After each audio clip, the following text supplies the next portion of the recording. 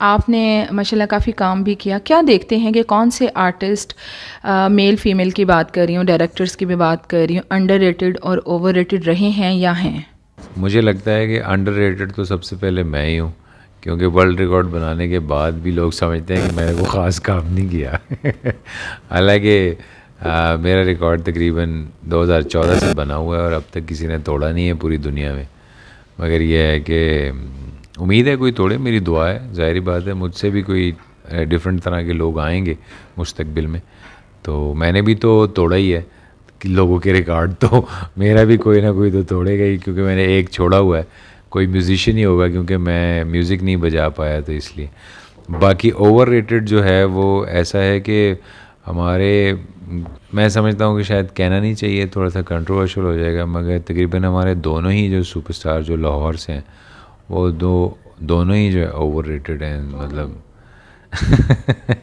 सब जानते हैं कि लाहौर से दो सुपरस्टार कौन है, क्योंकि उसके बाद तीसरा फिल्म एक्टर मैं ही हूँ। बाकी सारे जो हैं वो शान और फवाद की बात भी कर रहा हूँ, और साथ साथ में एक और भी है उसकी भी बात कर। नहीं, ऐसा नहीं है, फवाद अपनी तरफ से ठीक काम करता है, मगर समझ लें कि फिल्मों का बोझ उठाने के लिए वो नहीं है। It's not material of masses. और शान साहब ने मासेस के लिए बहुत काम किया है, मगर यह है कि उन्होंने मासेस को बिल्ट नहीं किया। यानी कि यही गिला जो है मेरे वाले साहब को भी सुल्तान रई से होता था, और यही गिला मुझे शान साहब से भी है कि उन्होंने मासेस को बिल्ट नहीं किया।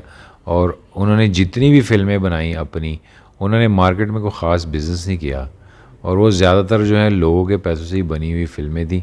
तो उन्होंने ज़्यादा सरदर्दी नहीं ली कि उन्होंने कहा ठीक है चल गई तो चल गई, नहीं चली तो कोई बात नहीं, मैं दूसरी बना लूँगा। और मम्मी भाई जो हैं वो ऐसे ही हैं, बिल्कुल आपने सही पहचाना। ऐसा है कि वो भी जितनी भी उनकी ज़िंदगी की हिट फिल्में हैं वो सब डायरेक्टोरियल बेस्ड हैं। यानी कि वो कोई भी, यानी कि मैं भी, कोई भी XYZ कोई भी उसमें हीरो होता तो फिल्में हिट हो जानी थी। उसकी वजह यह है कि वो फिल्म्स ऐसी बनी हुई थी कि उस पर कमांड जो है वो डायरेक्टर्स की थी। उसमें आर्टिस्टिकल जॉब इतनी नहीं थी कि आप उसको जो है वो कंसिडर करें कि नहीं यार ये।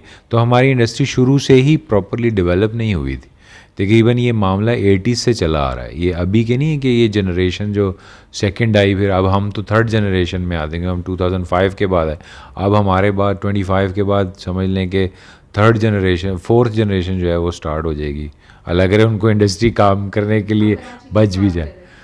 कराची जो है, कराची में जो हैं आज, जैसे हुमायूं भाई हैं, तो हुमायूं सईद, तो मैं समझता हूँ कि वो जब आए थे शुरू में तो ही worked as a villain in the movie. Even directors उनको एज अ विलन देख रहे थे। इवन उन्होंने जो अपनी टेलीफिल्म की थी जहर, उसमें भी ही portrayed actually a negative character in it.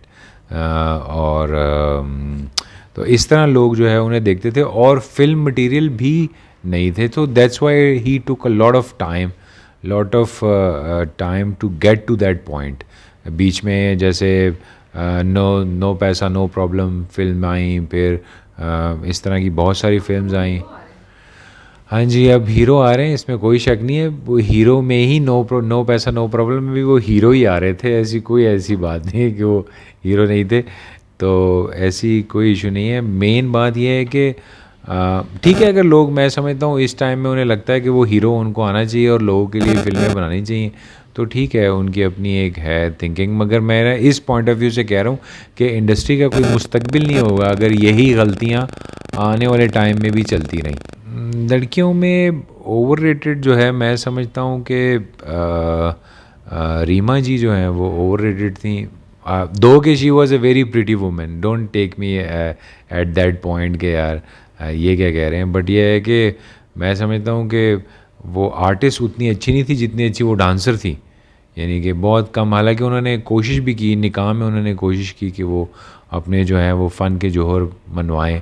अपनी फ़िल्म में भी उन्होंने कोशिश की, but she was more into the performance art and beauty queen, but she was not like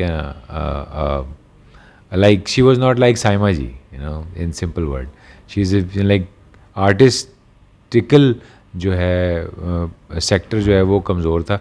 but to be very honest, Saima ji is the only women which I believe के properly फिल्मी material थी और properly fame जो है उन्होंने gain किया. उसके बाद Meera ji, she was the one.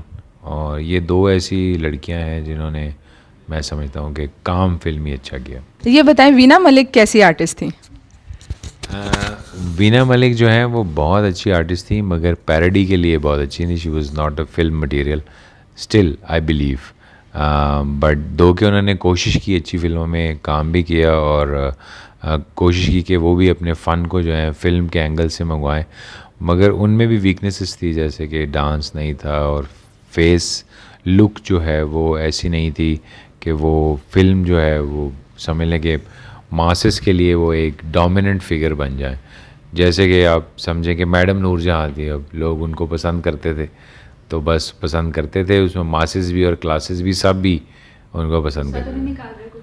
नहीं, मेरा उससे कोई गुस्सा नहीं है. She was a very talented parody artist और पाकिस्तान में मैं समझता हूँ कि बुशरा अभी के बाद she is the only one के इसने पैरोडी में अपने आप को मनवाया. और जो उसने किया उसके बाद किसी लड़की ने किया भी नहीं पैरोडी में. मगर ये है कि फ़िल्म की मैं बात कर रहा हूँ, so it's not about the TV life. So that's what I am talking. YouTube पर गूगली न्यूज देखने के लिए youtube.com की सर्च बार में गूगली न्यूज टीवी टाइप करें. गूगली न्यूज के पेज पर सुर्ख रंग के सब्सक्रिप्शन वाले बटन पर क्लिक करना ना भूलिए. YouTube पेज पर अपलोड होने वाली वीडियोस से बाखबर रहने के लिए बेल आइकन पर क्लिक कीजिए. आपको हर नई वीडियो के बारे में नोटिफिकेशन मौसूल हो जाएगा.